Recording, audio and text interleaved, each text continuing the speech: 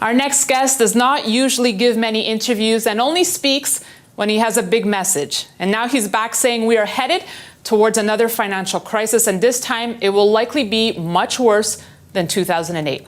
He's a mining legend, one of Canada's most successful people, philanthropist, and also happens to own the best olive oil on the planet. Frank Giustra, chairman of Leia Gold, joins me now in studio. Frank, it's been way too long. Thank you so much for being with me here today. Nice to see you again. Yeah, well, close to 2 years. 2 years. So that's why I don't kid when I say you don't speak often, but when you do, you usually have a loud message. I do. So I got this hint from one of your recent commentaries that I think you think something pretty bad is lurking, pretty bad's going to happen. Why do you think that we're headed into darker times than we saw in 2008?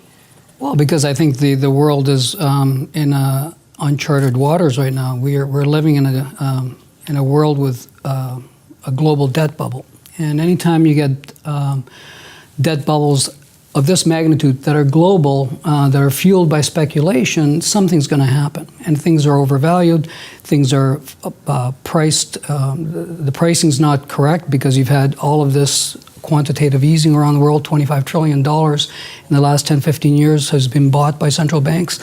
It's mispriced everything, and it's fueled not only massive speculation, but a debt bomb that's doubled since the last crisis. I mean, it's insanity.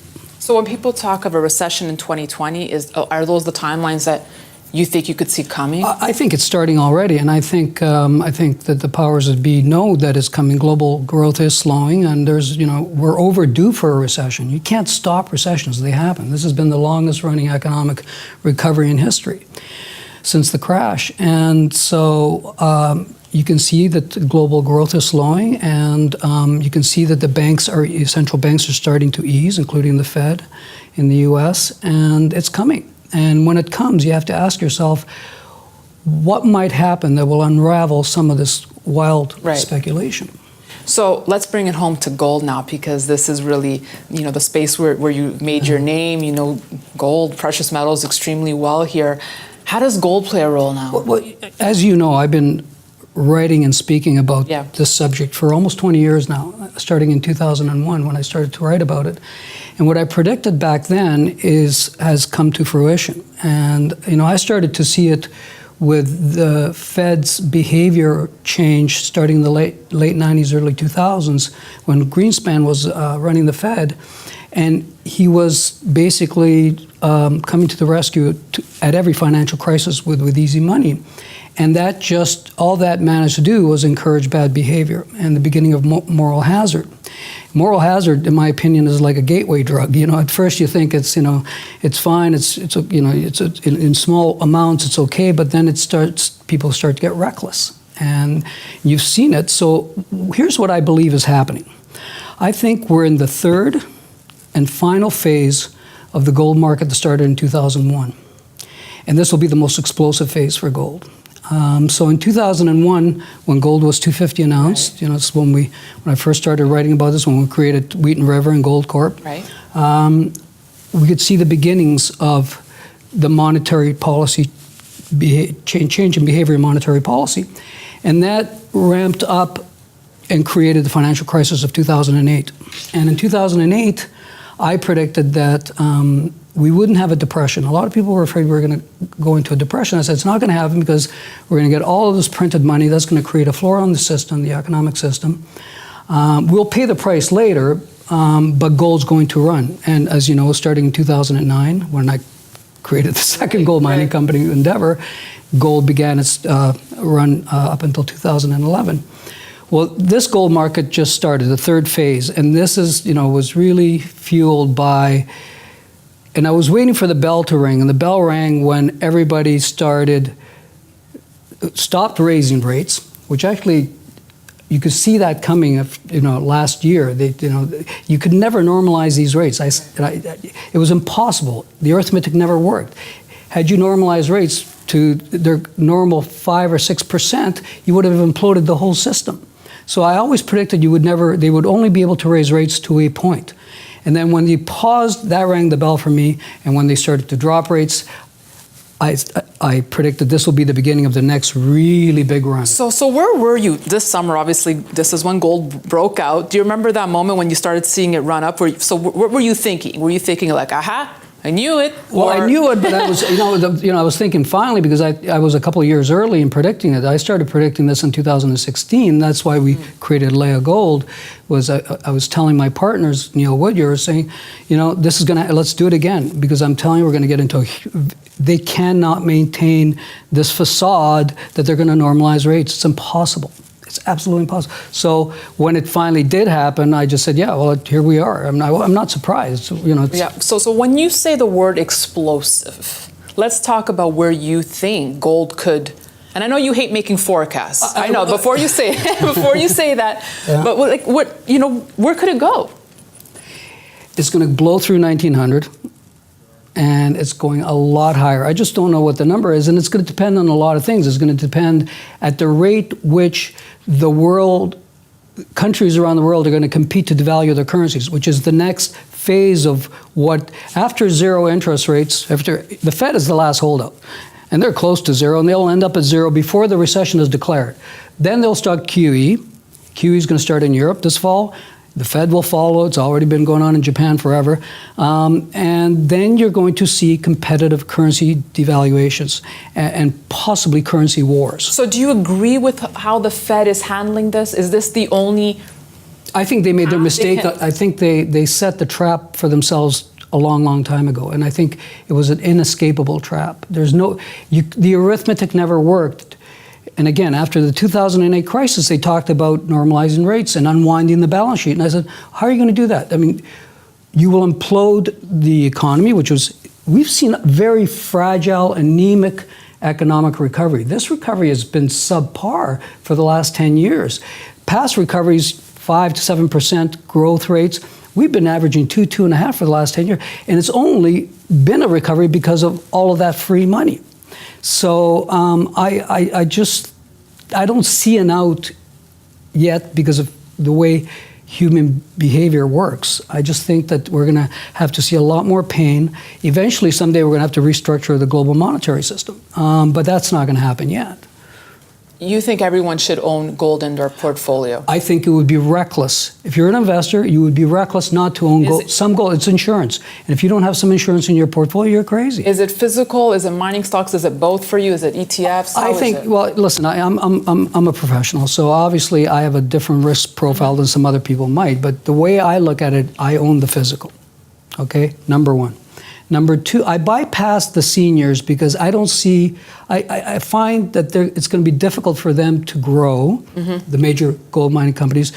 I might as well just own the physical for that part of the ride. And then I like to own or create the intermediate producers, which this is my third one, Leia Gold. And I'd like to own a lot of those, a lot of shares in those, because that's where the growth is going to come from. And you're going to get both the benefit of the rising gold price and a growing company with growing earnings and growing production. Then I like, and this is where the risk profile changes for a lot of people, and I can't make those recommendations, but I like to own developers.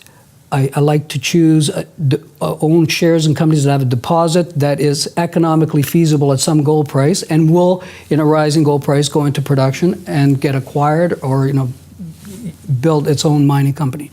So I own some of those, and then very rarely I invest in exploration because it's exploration and it's a difficult game. I mean, I have one position, but for me that's rare. So do you think we'll finally start to see the money flowing back into the juniors? There's so much talk of it. Oh, it's all in cannabis now. It's all in the cryptos. When's it coming back to mining? It's like every cycle that I've seen since 1978. Okay. We will have to see a new high on gold, but we're not that far off. The money will come. So it has to go back to 1900 I think, in order to have major... But I think the money flows will definitely come in, and I think you're going to see insanity in that space, much like you've seen insanity in that space before, because there's so much liquidity in the world. And what is there, only 80 gold producers in the world? I mean, that's... Yeah, and speaking about, you're so look, you're all over in the mining space, right? You mentioned Leia Gold. You also are a huge stakeholder in Sandsprings. So, and I've seen you at shows. People are pitching you constantly, okay? So how do you choose when you're going to get involved? What makes you think, okay, is it the people behind it? Is it obviously that the fact that there's rolling gold there? Most of it is about people. When I'm building, whether it was Goldcorp or Endeavor or now Leia Gold, it's all about the people. I mean, without Telfer, I talked Telfer into doing this in 2001. I mean, he was really the driving force of actually making it happen. You know, it was my idea, and I kind of put all the people together. We raised the money, but it was his management skills that made that such a success so quickly. Neil Woodyer, the same thing. We did that Endeavor. He's a brilliant mining executive in building mines and making acquisitions, structuring balance sheets. So yeah, so it's for that part of it's people, okay, and then you go through your business plan, you create your gold mining company. So that's one approach to it. Otherwise, it's an asset. If you find Sandspring, I invested in 2014, I think it was, and I thought to myself, gold is going to go back up again. It's not going to sit at 1,100 forever. I've always believed that. So I told my people, find me something that is highly levered to the gold price, that has a great asset, but is out of the money right now. And they came up with Sandsprings. So I want to dig a little deeper about how you would play this market. You mentioned what you like and how you would be diversified. But can you talk a little bit more about how, is it really possible for someone to make substantial amounts of money right now in this mining sector? Yes. But you have to be careful. Mining is risky, especially junior mining, especially exploration. And it's a tough game. You really, I think all you can do in that business is back management groups that have done it before, that are honest, that don't over-promote, that do it right and have done it right many times before. That's the only, and even there you're taking risk because it's Mother Nature. Outside of mining, you've been busy. You kind of took a step back from mining for a while, right? It was quiet. There was nothing going on. So you were in, philanthropy is a huge. It's 80% of my life. 80% of your life. This olive oil. Best olive oil in the world. You're just involved in just a lot of things. So how do you choose? Do you just do things you love, or? I'm curious, so I like to always learn new things. I mean, I'm always trying. I've had 4 careers, different things. I love movies. I love television. I love making olive oil. I love cooking. I love my music studio. We create songs. Yes. I love adventures. I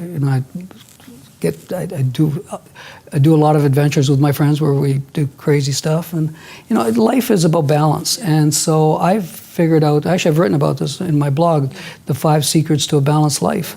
And I really believe those things. And you have to have balance. It includes family, includes adventure, includes learning new things all the time, includes giving to others, and being passionate about what you do. I love how you told me once you like doing things that make you feel alive. Because I think I asked you, I said, Frank, why are you jumping out of planes and going on fighter jets and doing crazy stuff? It really does keep you alive. And I think there are 2 things that either keep you young or keep you alive. Learning new things, so learning a new subject you knew nothing about, or going on an adventure where you're scaring yourself a bit. You're going, I have to learn this, whether it's jumping out of a plane at whatever height, 30,000 feet, or climbing a mountain. And you have to learn something, and you have to challenge yourself, and it's scary. So you have to scare yourself once in a while. But now that gold's been making such a huge comeback and offline, back to work. you were saying, that's what I was going to say. Has this become your new main focus now because you feel that there's a lot of room here? Yeah, much to the delight of people that are working around me. Because for a long time I was saying, God, there's nothing to be done here. Just wait. Well, when I got the phone call, you said, I'm ready to come back on. I said, oh boy, that means he thinks there's something big going to happen here. Yeah, and as I was saying to you earlier, this is going to be an explosive gold market.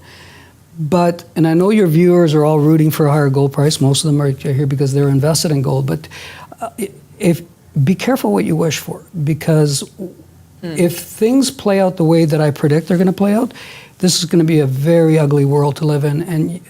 And I see gold as insurance. I think you should own it in every portfolio. It should be your insurance. But I don't relish the world we're going to be in if gold goes to. But ugly in the sense that our money will be worthless. Ugly that we'll be in a recession. People will be out of jobs. What's ugly? Well, what's ugly is that these things usually lead to either hyperinflation or to some sort of a collapse. And with those things comes geopolitical conflicts and, social conflict, massive unemployment, lots of crazy. I mean, just look at what I suggest people. I don't want to be a Debbie Downer here because I'm here to talk about gold, but I think a lot of people should dust off some history books and really look at what's happened in the past when this sort of thing takes place. It's not pretty. Would you still be in the crypto space now? Crypto was interesting. I don't think it's going away, but I would rather be in gold. And I have this debate with crypto players and gold players all the time, and I've heard all the arguments. Gold is physical. You can't hack it. It's not a pet rock to you, as some people have told me. It's a currency. It's a currency, always has been. And look at the way the central banks are buying it. It's a currency, and you can't deny that. The crypto world, I'm always worried that in an environment where a cryptocurrency challenges a sovereign currency in any dangerous way, I think they'll take them out. And Frank, I got to ask you about silver. I'm going to get a lot of emails saying, why didn't you ask him about silver? Well, silver will go for the ride and will tag alongside of gold, and at some point it will outperform gold, as it always does.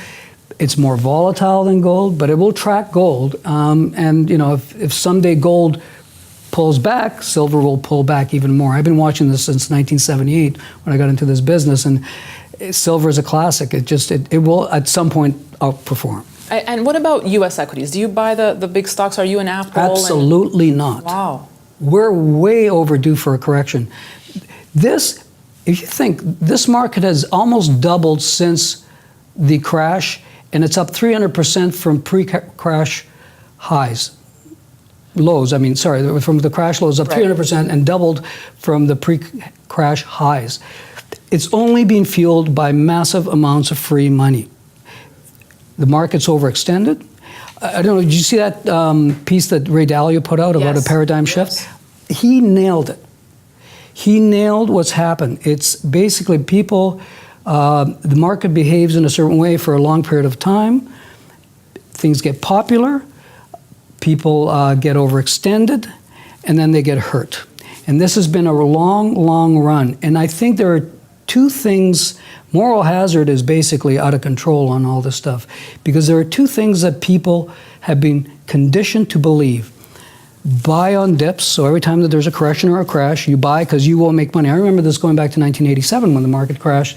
The argument goes back to then that, oh, sure, but a year later, you could have made a lot of money. And post-2008 crash, same thing. Yeah, you hang in there because the market will rebound very shortly. So we've been conditioned that always buy on dips or on corrections, and that the Fed will always come to the rescue.